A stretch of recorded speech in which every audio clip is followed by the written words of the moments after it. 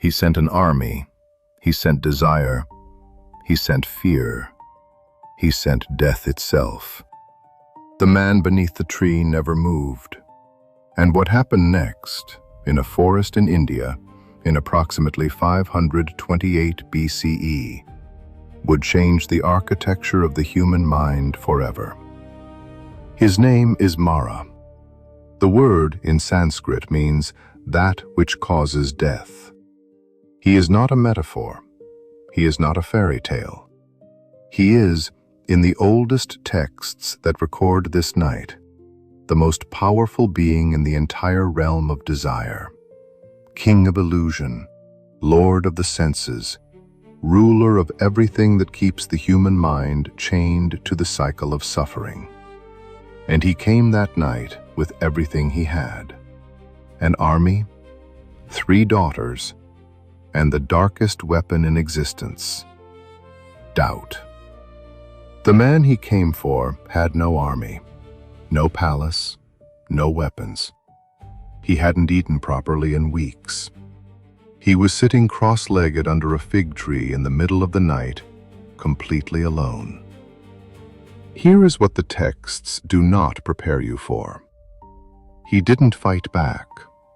He didn't run. He didn't pray. He didn't call for help. He touched the earth, and the earth answered.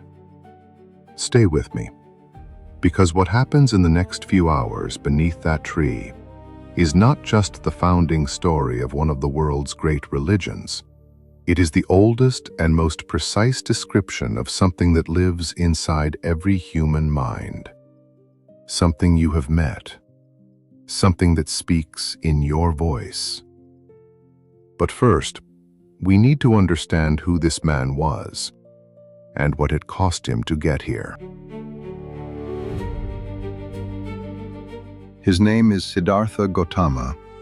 He is a prince, not metaphorically, literally, son of a king, heir to a kingdom, raised inside palace walls so deliberately luxurious that his father had given specific orders.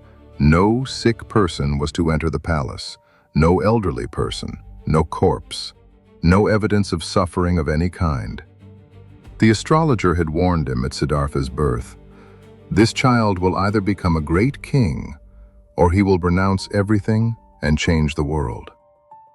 His father chose to prevent the second option by making the first one irresistible. It almost worked. Siddhartha grew up, he married, he had a son, he was loved. He was, by every visible measurement, the luckiest man alive. And then, one day, he asked to go outside. 4 things. He saw 4 things on 4 separate rides beyond the palace walls. An old man, a sick man, a corpse, and a wandering ascetic, a monk with nothing, walking with absolute peace in his eyes. You have to understand what it means to be 29 years old and see a corpse for the first time. Not in a film, not in a story, on a road, in the heat. Real. His driver told him, everyone dies. Your wife, your son, you.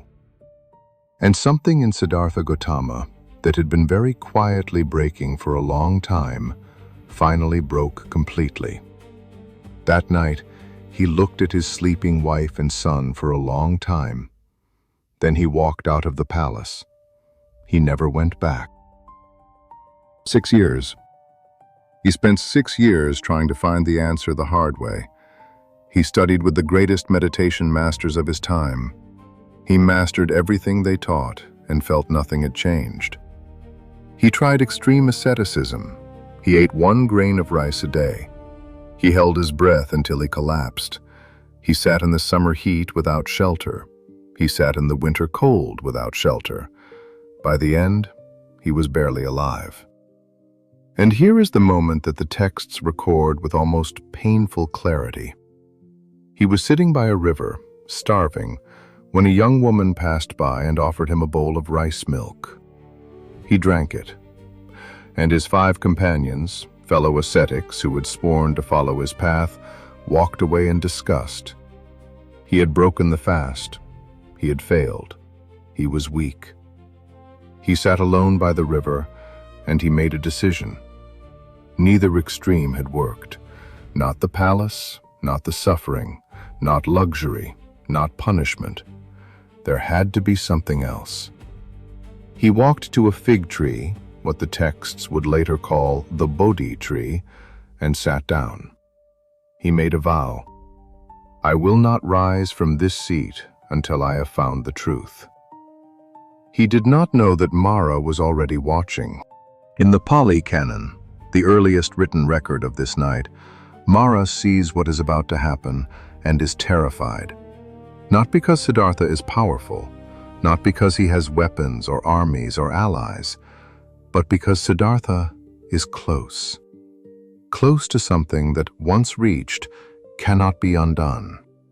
And Mara knows, if this man touches the truth, the entire architecture of illusion, the whole empire of desire and fear and distraction that keeps beings trapped in suffering, begins to crack.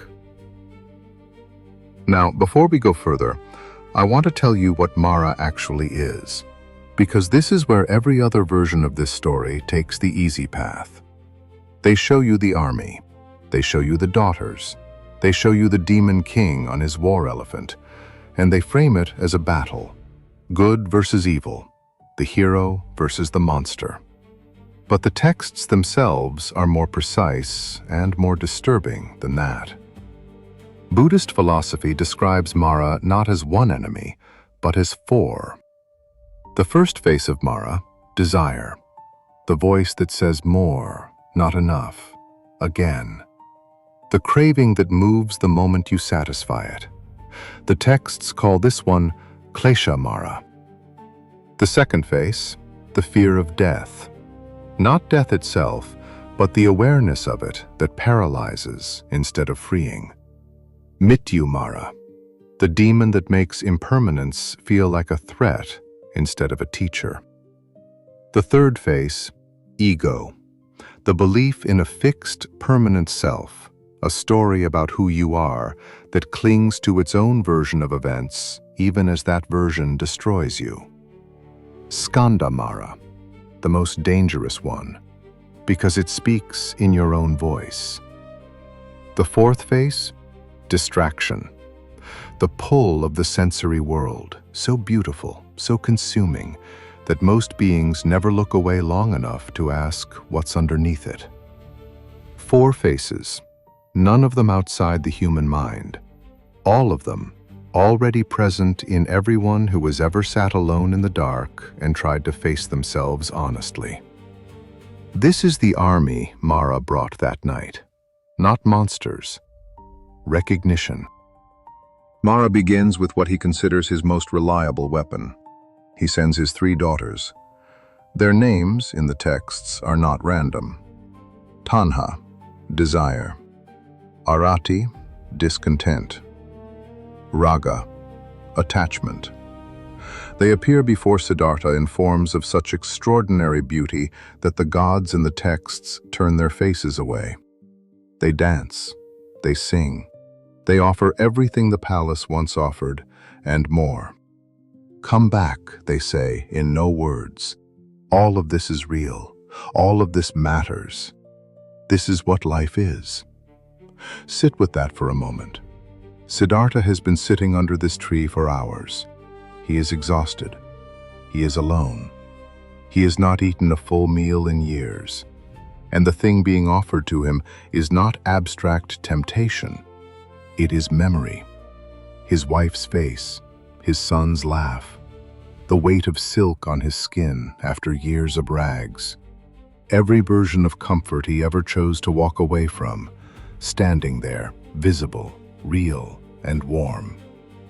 This is not a battle against evil. This is the hardest question that any human being can face. Was it worth it? What you gave up, was it worth what you're still looking for? He does not answer the question. He does not fight the daughters. He does not argue with them. He does not look away. He simply sees them completely for what they are. And because he sees them completely, they have no power. The texts say they withdrew. Mara recalibrates. If desire won't work, try fear. What comes next in the Buddha Karita, the ancient epic account of this night, is described in terms that would make a war look small.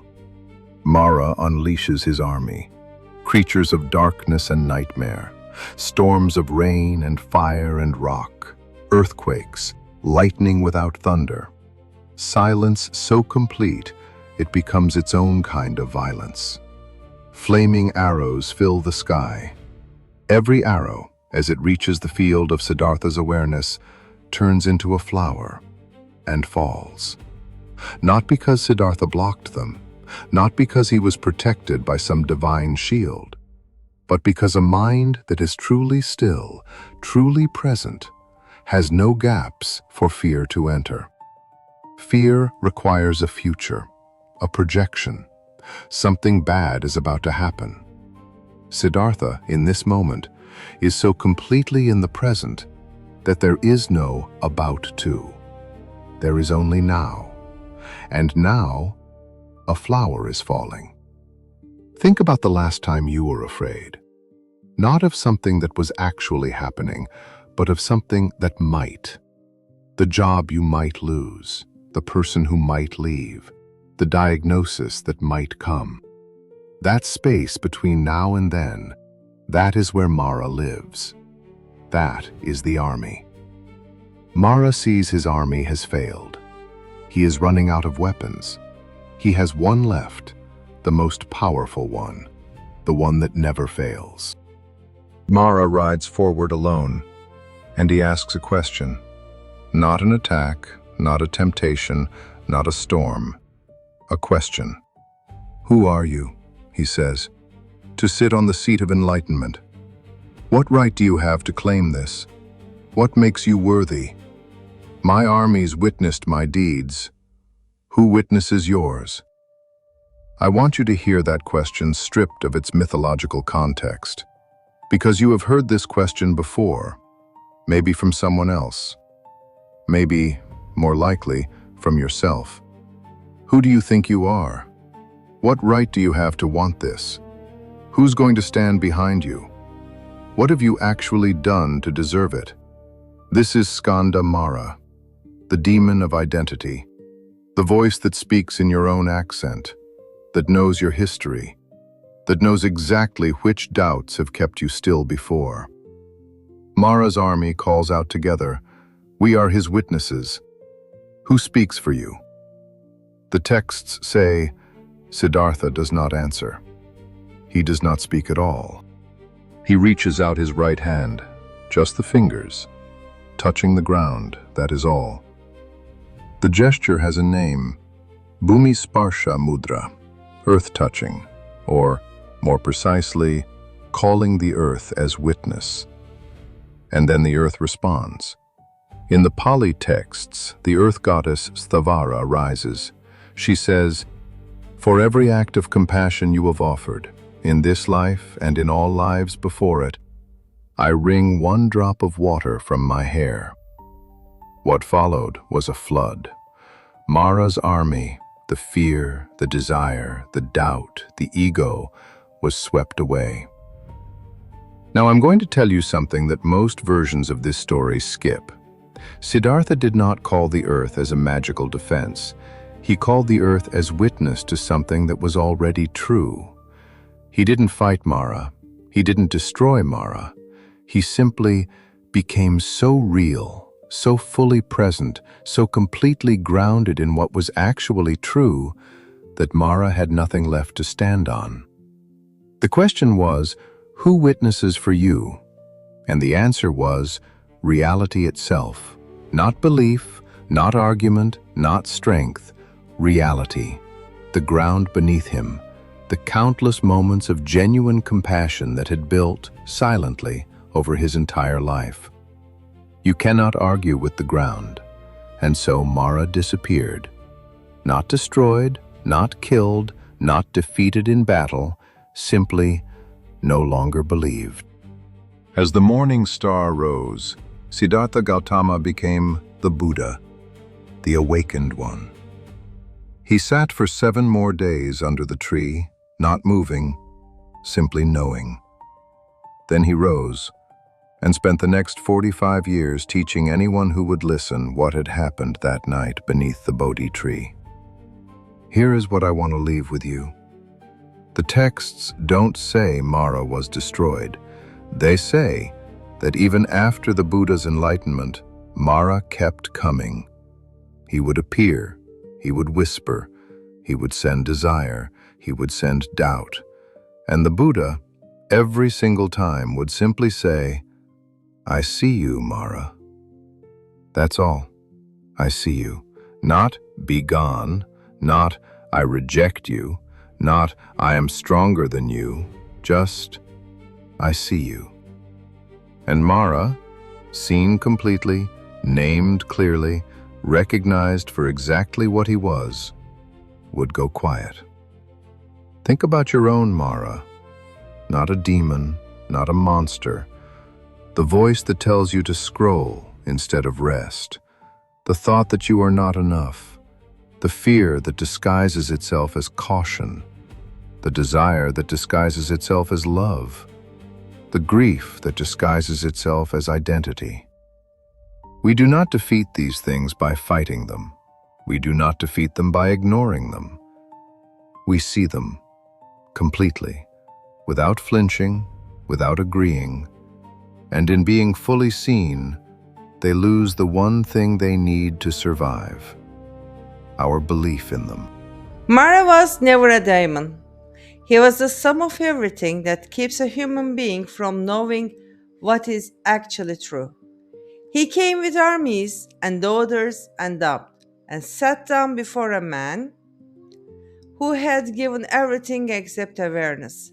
And he lost, not in battle, in recognition. The morning star rose, a man who had been a prince touched the earth, and the earth, all of it, every particle, said yes, I witnessed.